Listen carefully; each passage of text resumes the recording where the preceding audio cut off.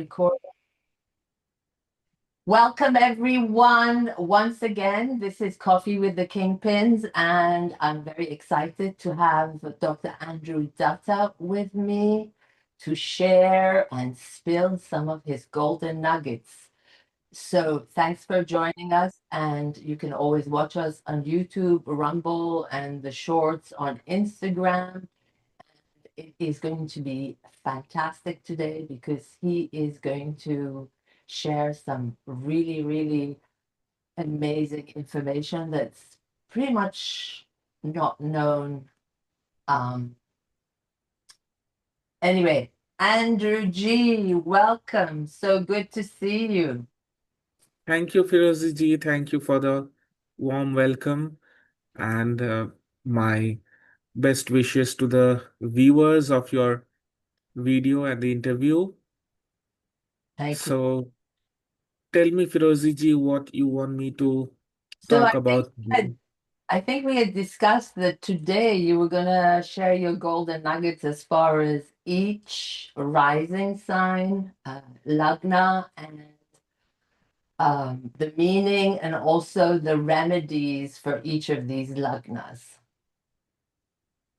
Okay, so um, since a lot of materials are available on the rising Lagna, let me talk about a little bit on the remediations for every Lagna, Okay. because that is where we don't find much write up, or we do not find, um, the authentic remediation that might help people. Now, on the remediation front, what our family has been doing for over 200 years now is that we look at remediation from a couple of perspectives. First of all, we look at whether the planet, and when I say the planet, there are again divisions in it, but let me first make it simple and then I will go into the complexities. The first thing that we look for in a planet is whether the planet requires strengthening. So, when a planet requires a strengthening, it needs to be given the power back to itself, what we call as bal. When the power or the bal or the strength must be given to the planet, we would use gemstones as remedies, because gemstones have the ability to raise the power in a planet. Then there are planets which are already having a lot of power, but because of its house ownership, because of its position where it is occupied in the horoscope, we cannot give any gemstone for such planets. We tend to pacify that planet. We kind of try to provide some kind of a balance through an antidote. I'll take some examples of these things also, but first let me clarify the concept of how we do the remediation for over 2 centuries. The third type of planet is where the planet is not having power, and neither the planet can be pacified. And in such cases, what we do is to provide more like um, more like helping the planet to come out of its condition. So can Now I let me clarify? So the planet that you're talking about is the planet that represents the rising sign or the Lagna sign. may not always be the Lagna, Okay. because although the Lagna Lord is a very important planet in the horoscope, Right. but it gets related with all the 9 other planets. I see. Now let me take a simple example and let me explain. Let us say somebody is born with Vrishava Lagna, that is Taurus ascendant. Now, for Taurus ascendant, the second lord is Mercury and also the fifth lord. Right. Now, Mercury being the second lord is a Maraka, but Mercury is also the friend of Venus. Which is the ruler of Taurus. Correct. Now, for Taurus Lagna, Taurus ascendant, Vrishava Lagna, Saturn is the ninth lord and the 10th lord. So it becomes a Yoga Karaka. Now let us explore the relationship between the three and see how this concept of applying remediation, giving bulk to the planet, or giving the pacification to the planet, how does it happen? Let's take the Lagna Lord. Let's say if for Vrishava Lagna, Venus as the ruler of Lagna is in the fifth house, which is Virgo, Venus is debilitated. Right. So there is no scope of calling it as in Mitra Griha, it's in friendly sign, this and that. All these will absolutely fall flat. Right. Venus as the lord of Lagna is debilitated. Which means it's weak. That's right. It's the weakest state of a planet. Right. Debilitation, combustion. These are then losing in the planetary war. So, Nichabasta, Dagda, which is combustion, and Grahi Yuddha, Astamita. These are conditions of planets which does not let it give results. Right. Now, Venus as the Lagna Lord, let us say it is debilitated in Kanya Rashi, and even if there is Nicha Bhanga, that is, it becomes exalted in Pisces,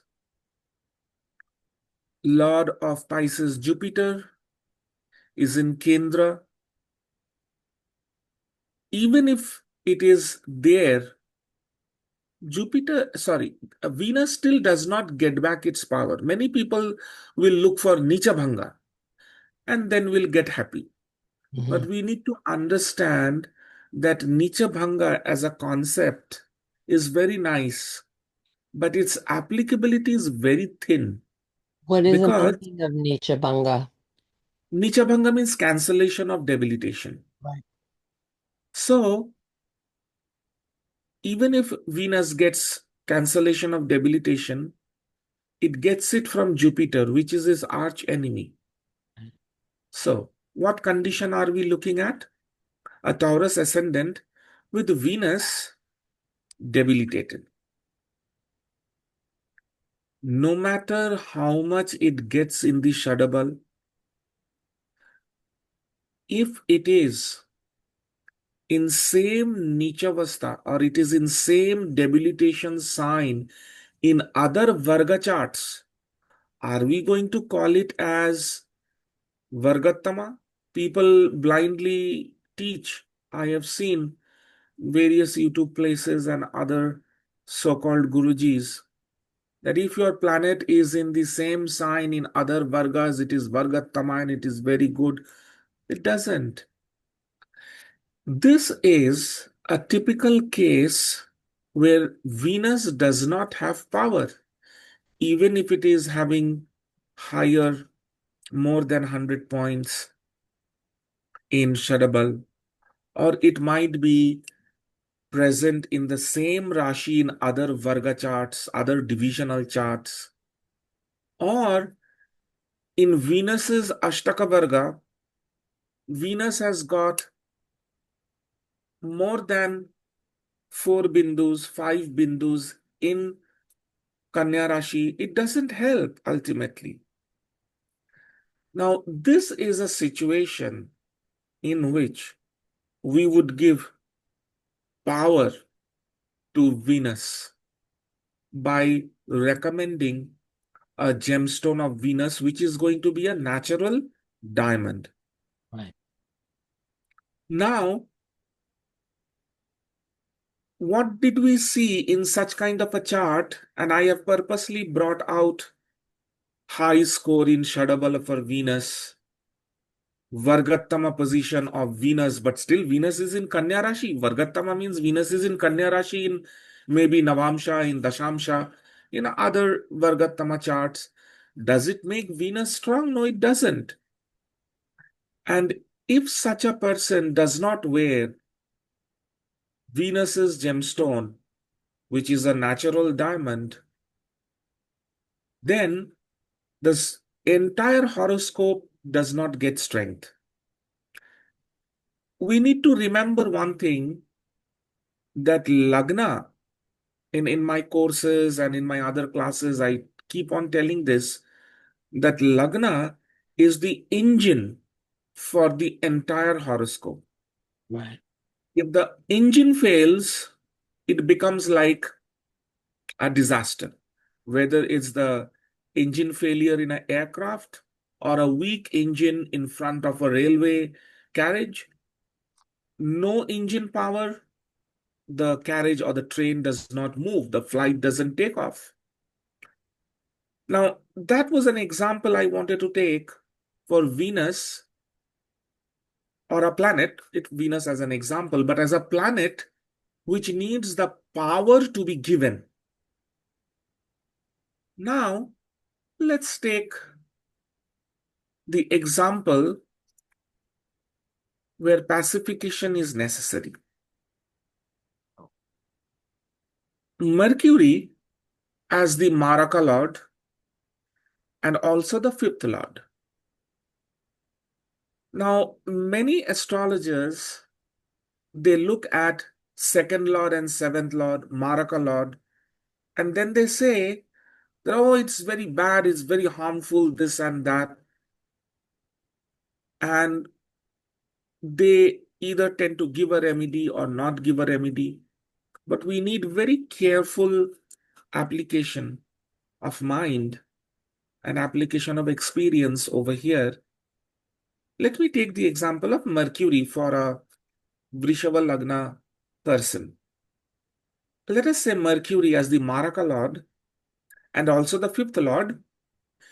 Being the fifth Lord, which is the Konadhipati, the owner of a trine house, Mercury loses significant portion of its power to do harm. That's an established fact. Any lord of negative houses, such as Dusthanadipati, 6, 8, and 12, Trisharayadhipati, 3, 6, 11, and the Maraka Lord, 2 and 7, and the Badhaka Lord, that is the 11th Lord for the ninth Lord for Sthira Rashi, Lagna, and the seventh Lord for the Disvav Rashi, Lagna. Now, these are considered as very negative planets in the sense that they can do harm. But do they do harm? That is where the qualifiers come. So here I am using a qualifier. So Mercury as the second lord, Maraka lord, loses significant capability to do harm by virtue of being the fifth lord. However, that is only house ownership. Let's look at where Mercury is situated and what can Mercury do. Let us assume Mercury for Vrishava Lagna is situated in another Maraka house, seventh, which is Scorpio. Now, Mercury becomes very erratic and Mercury becomes poisonous. Mercury is poison, by the way, and situated in a house of Scorpio, which has its deadly poison, Mercury becomes double poisonous. Now, for a Vrishava Lagna person, if Mercury is situated in the seventh house, first marriage can be poisonous, second marriage can also be equally poisonous. And now to get rid of that toxic marriage relationship, if the person wears emerald, because some astrologer will say Mercury is the friend of Venus and therefore emerald is good, then all hell can break loose. We cannot give Mercury's gemstone because giving gemstone is giving power to the planet. Now, Mercury, which is half good, half bad, has increased his power to do bad further by being in a Maraka house. Being the Lord of Maraka is now in seventh. This is a typical situation where we would try to pacify the planet. We would try to do mantra japam for Mercury. We would suggest temple remedies. I remember when I did the workshop in Arsha Vidya Gurukulam in Philadelphia, I had a, a lady astrologer, and she kept on telling me that, upaya has to be done, upaya has to be done. And she was quite senior in age. But what she doesn't know is that one size doesn't fit all.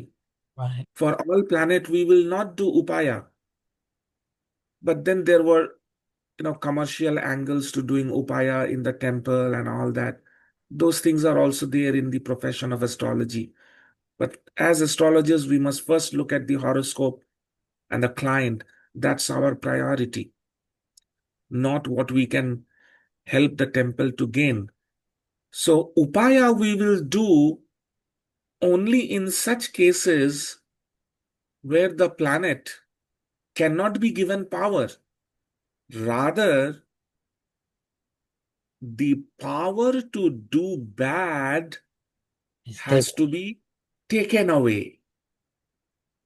And now, since planets are gods, Graha Rupi Janardhan, planets are gods, we cannot take power away from the gods. We might be able to strengthen God because every religion talks about strengthening God. We can strengthen God, we can give power to God, but we cannot take away their power. We can add, but we cannot deduct. That's the way how the world of gods operate. So we would do upasana of Lord Vishnu. The upaya would be to feed poor children, to help deaf, dumb, mute children, physically challenged children, because Mercury is children, it is in a mute sign. So upayas are there which can be done. So this is a situation where we will not be able to even think of giving emerald. Not at all. Let us take the Rajyokaraka planet Saturn. So for Vrishabha Lagna, It's and Taurus. yeah, so in this way I can take all the planets for Vrishabha Lagna, but I'm just taking some examples. Right. Let us say Rajyokaraka planet Saturn is exalted in Libra. So for Vrishabha Lagna, Saturn is exalted in Libra. By the way, I just need to give a clarification over here. Astronomically, Venus in Kanya Rashi and Mercury in Vrishchik Rashi is never possible because Sun, Venus, and Moon, they are all Sun, Venus, and Mercury, they are always close by. So I've just taken a Example. this example, yeah, because it can never happen astronomically that Venus is in Kanya and Mercury is in Scorpio. It can never happen. But just for an example's sake, I've taken. So I just wanted to give that clarification also. But So it let us say, depends for different ascendants. In other words. yes, yes. No, it can also be like, for one person having Taurus ascendant, he has Mercury in Scorpio. We can't give that person emerald. Similarly, another person with same Taurus ascendant has Venus debilitated in Virgo. Virgo with high Sharabal score, with, Vargattama in other divisional charts. We cannot stop ourselves from giving a diamond. We have to give a diamond. Right. So that's the idea. So now looking at Saturn, let us say another third person with Taurus ascendant, Rajyokaraka planet, Saturn is sitting in Libra, which happens to be the sixth bhava. Now, here comes the most slippery of remediations. Saturn, as a powerful planet, one of the strong planets in the entire planetary system. Number two, Saturn, the karma giver. Saturn is also the natural karaka for job and service, is sitting in the sixth house, which has its dusthana capabilities. Now look at the mixed bag of Saturn, Rajyokaraka. So it's supposed to do a lot of good. It is in the sixth house dusthana. Saturn's nature is malefic, and it is in dusthana. Saturn is a natural karma giver. In the sixth house of job, there are very good chances that in spite of exalted Saturn, this person with Vrishabha Lagna, with Taurus ascendant, would have a tough time in job life, as a service provider, having chronic diseases, and that would kind of make us scratch our head that how can this happen when Saturn is exalted? Mm. Now, this is a time when we need to see, is Saturn receiving any helpful aspect? Let us say we are finding Saturn is receiving Jupiter's aspect. Fifth aspect and ninth aspect is very beneficial. There are controversies with that, but I'm not going into it. But fifth and ninth aspect. If Saturn is getting that fifth and ninth aspect from Jupiter, and Saturn is already exhausted, it is Ucha, exalted planet, we would give Saturn a balanced power because it is exalted, it is powerful, but that power will be moderated, tempered by Jupiterian influences. So, we would recommend in this case 7-faceted Rudraksha. Rudraksha also, because there are 1 facet to 21 facet, there can be other faceted Rudraksha. Mukhi, we call it as Mukhi. Saptamukhi Rudraksha we can give, 9-mukhi, 12-mukhi. There are certain combinations for Jupiter and Saturn for Rudraksha. We can also give a Shani Yantram.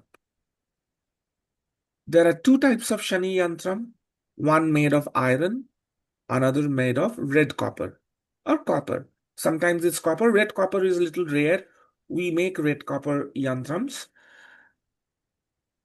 If Saturn was influenced by Mars, I would have suggested to go for red copper yantram.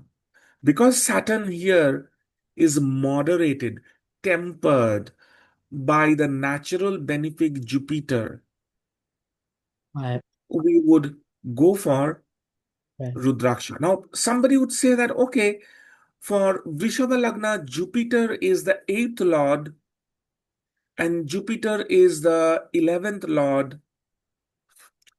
Then what do we do? As an 8th lord, is Jupiter not bringing in some terrific results? Yes, definitely is. Because Jupiter, as the 8th lord, is aspecting Saturn, which is situated in 6th. Right. And therefore, it is all the more reason that we don't give gemstones. We don't suggest upaya. We suggest, like if I may say, mollycuddling. We give Jupiter's help to Saturn. Now, can you explain the yantras? So yantras, there are specific symbols that go with each planet. So that would be a Saturn yantra that's made from copper. That's right. And Saturn yantram is usually made from iron, Right. and other yantrams are made from copper or red copper. It is also made on silver as well as gold. Okay.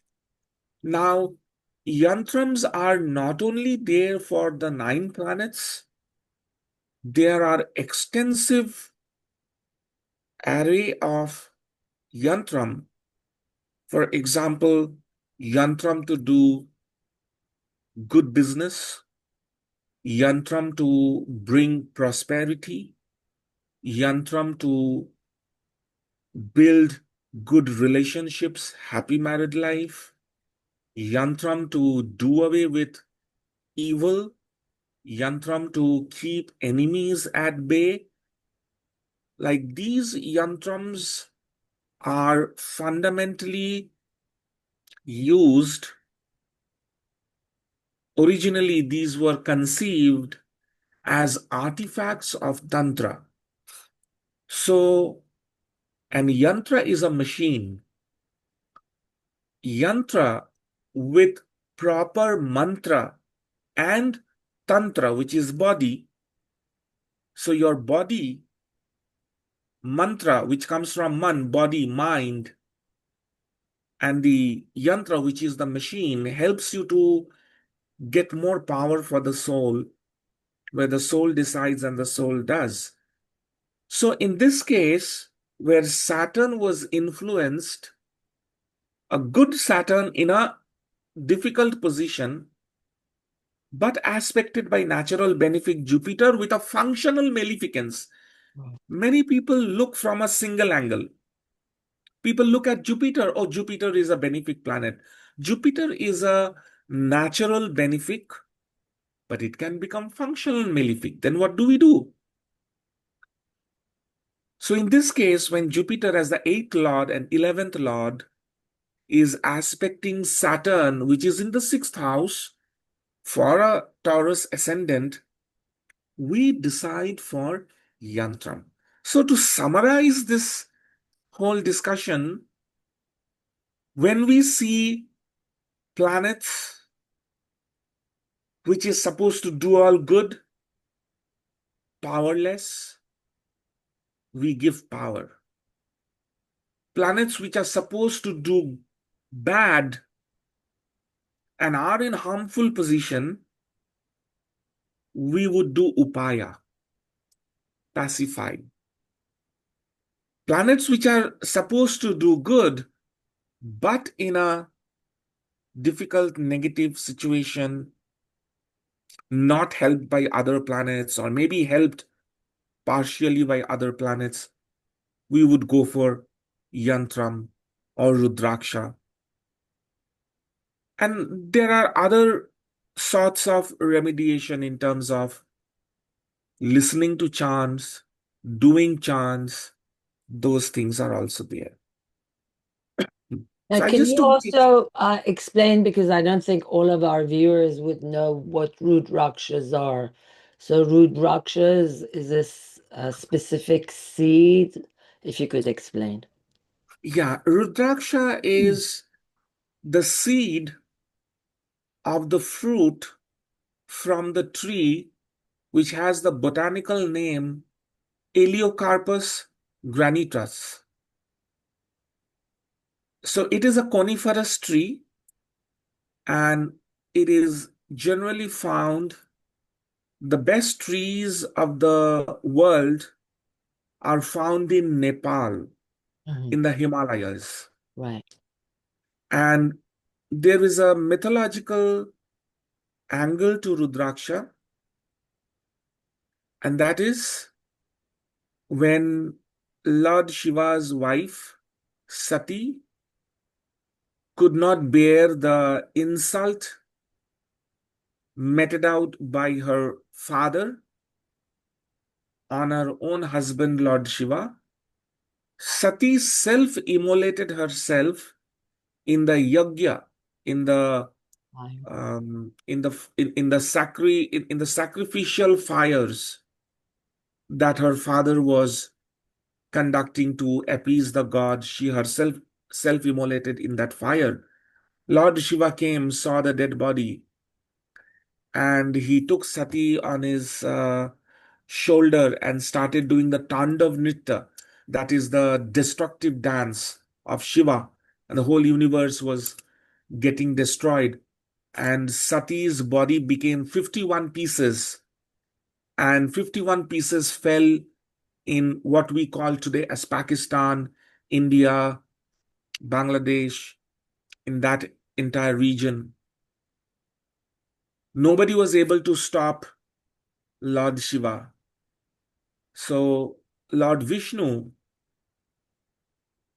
touched Lord Shiva, and there are the Puranic stories, the Puranas have different versions of this story. Some say that Lord Vishnu had to really use his force and power to stop Shiva. Some say that he just touched Shiva. Whatever be it, when Shiva stopped, he saw the destruction of the universe. He felt very sad. He was already remorse. He was stuck with remorse. for his wife as well as for the destruction of the universe. One drop of tear from his third eye fell on earth. And from that one drop of tear sprang the Rudraksha tree, Eliocarpus granitus. Now, that is what the mythological angle is. Fundamentally, this Rudraksha is a seed of the fruit, and the fruit is, purple or violet in color, more violetish in color.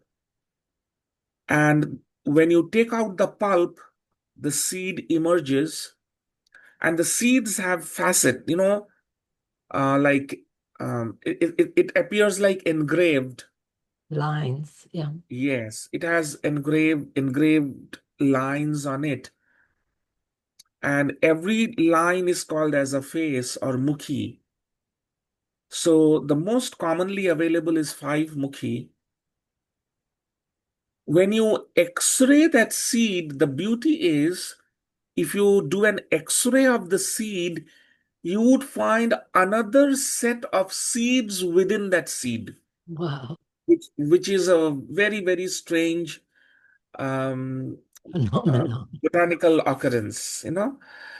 So, Well, I also want to heed everyone because there are a lot of places where they sell ones that they make out of plastic. So you have to be very aware of really checking into and making sure that it's the real Rudraksha. yes, these days, the way how they are making out of Rudraksha dust. So, with Rudraksha dust and fiber plastic, Rudraksha dust, fiber plastic, and they are die casting. And Rudraksha is supposed to, sink in water. So they put some lead inside so that it has little weight. It's a art form of fakery, and you would find big malas. Mm. Good Rudraksha, even 5-mukhi original Rudraksha is costly. It doesn't come in $1 or $2. No, it doesn't.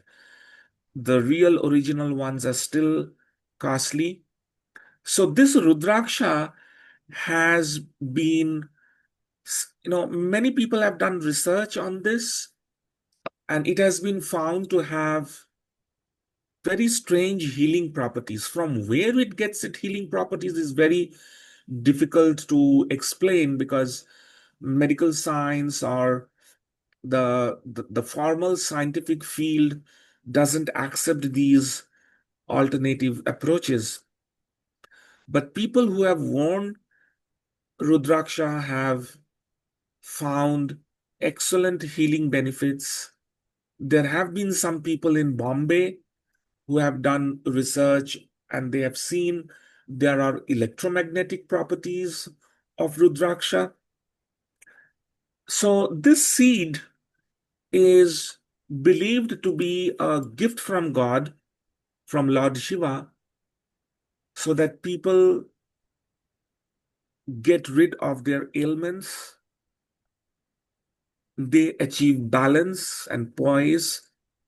And quite strangely, our family, when I have looked at the notes of my mother or my great grandfather, very strangely, they have used Rudrakshas to make sure that planets which are otherwise strong, but they have gotten into a wrong influence, they have always recommended Rudraksha, which is in a way connects me to the story of the Purana, that Lord Shiva, who expected to be invited in his own father-in-law's sacrificial ceremony, and all gods were invited, and only Shiva was not invited.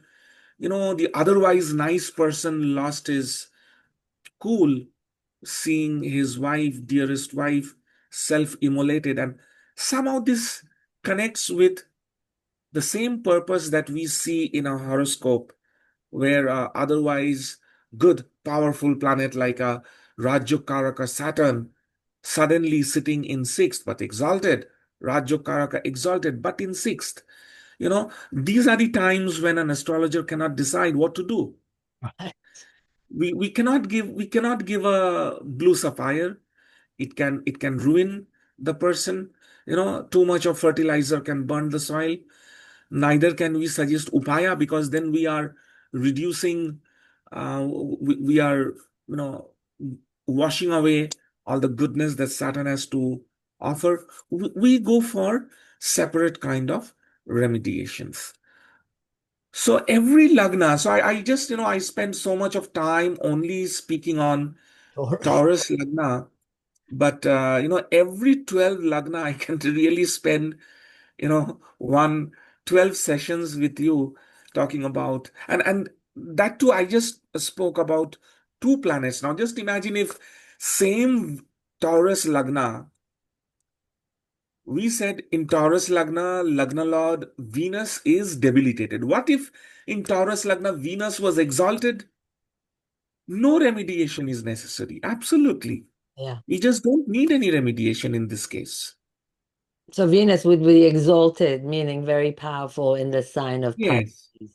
absolutely. So Venus would be exalted, and we don't need any remediation for Venus. What if such kind of a Venus, let's so that's where the beauty of astrology is. So let's look at another chart. Same Taurus Lagna. Lagna Lord Venus is exalted in Pisces sign in Mean Rashi, but it is aspected by Mars in Sagittarius. Mars, a fiery planet in a fiery sign of Sagittarius, aspecting Venus. And who is Mars in turn aspected by? Exalted Saturn in sixth house in Libra. So this becomes a situation if we find, because there are other planets also to look at, but I'm just giving you a configuration. Right. This Venus, so Venus is in a watery sign.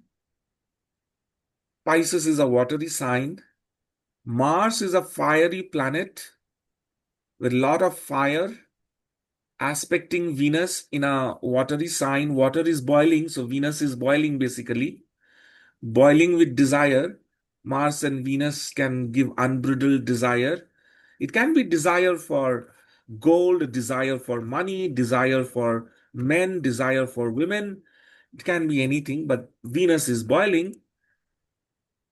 Exalted Saturn gives Mars its aspect, and Mars doesn't like Saturn's aspect. So Mars gets irritated. So it's an irritable fire which is shot upon Venus. This Venus, although exalted, would require diamond. But the earlier Venus example that I took might require about 90 points of diamond, a 90 pointer, close to 1 carat. Whereas this Venus, which is already exalted, but is aspected by Mars, would still require a diamond, but of low caratage. So 50 point, 60 point is more than enough. But just because Lagna Lord is exalted does not mean we would not give a gemstone. Right. We need to see the condition of the planet. Grahavastha. So And this Grahavastha, today when I see, various places, there are courses of astrology and all these things. People are not getting taught how to ascertain Grahavastha. People open a software and they look at Sharavala and that they are happy, they see a certain range of marks. It's not that. The very innate nature of planet, the Rashi chart, the D1 Rashi chart is the most fundamental of all charts. I have seen people emphasizing so much on divisional charts, forgetting the fact that divisional charts are derivative charts. Right. Ironically, the D stands not only for divisional, D also stands for derivative. So D9 is the ninth derivative of the first chart. It is my planetary positions in D1 Rashi chart, where I might also map the houses, but it's the planetary positions in my D1 chart which tells me how my planets are going to be, whether it's D9 or it's D10 or D24 or it's D30 Trishamsha or D60 Shashti Amsha. All those come later.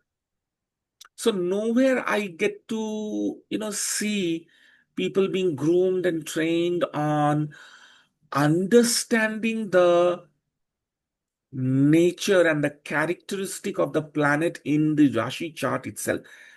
That discernment which is necessary to see all planets together, that is missing in today's young astrologers, and that is where a lot of learning and training is necessary.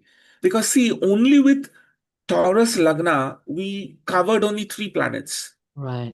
For the same Taurus Lagna, there are 9. Right. So 108 combinations basically we can talk about. And each 108 are going to be unique.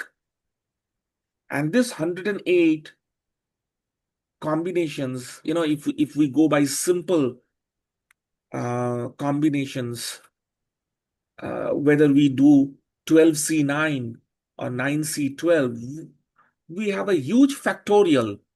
It's a huge factorial number that we will have to take into account. So, simply speaking,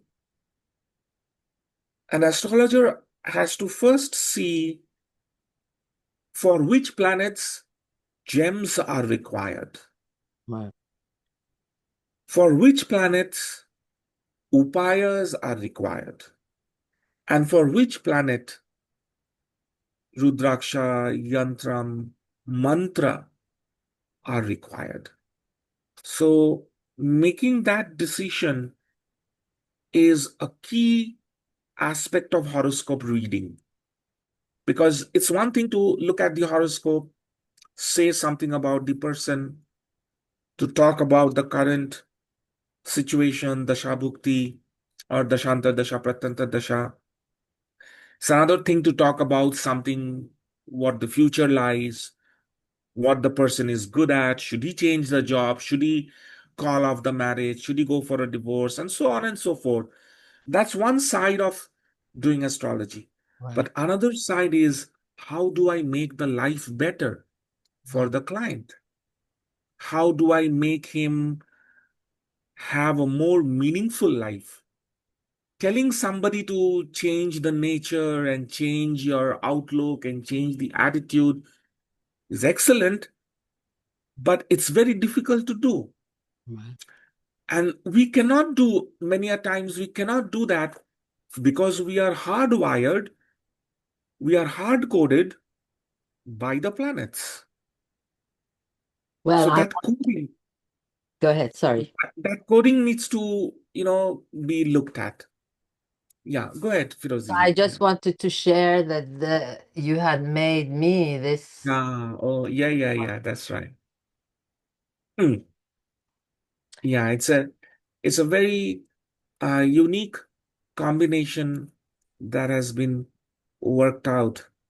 And So basically, what I would like the viewers to understand is that you go in depthly looking at their uh, D1 chart, which is the chart that basically portrays at the time of their birth, and really look and see what the planets are doing and what is needed. And as you mentioned, not everyone needs a gem stone. Some people need the yantras, which are symbols.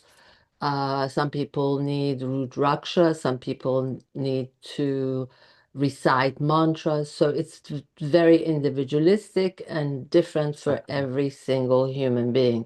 And no human being has the same requirement or needs as another. Exactly.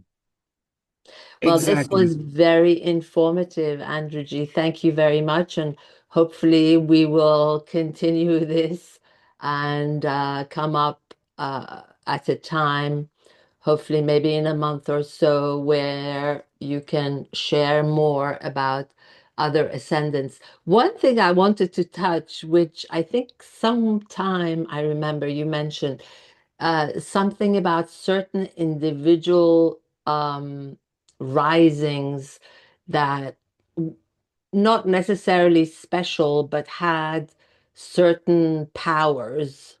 So I don't know, maybe we can talk about that the next time. Sure, sure.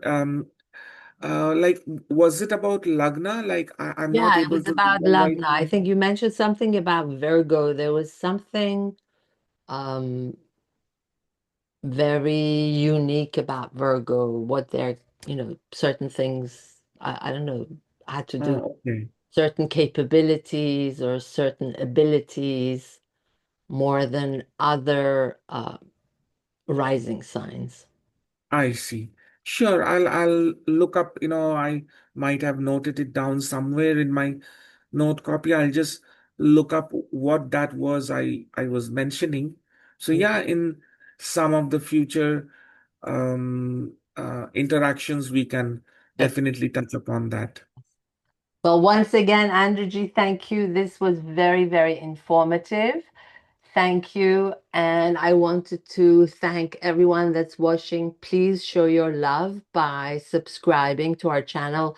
That helps more people to watch and really um, you know, become knowledgeable about these very, very interesting subjects.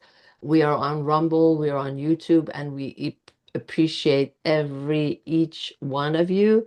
And thanks again for watching, and come back soon.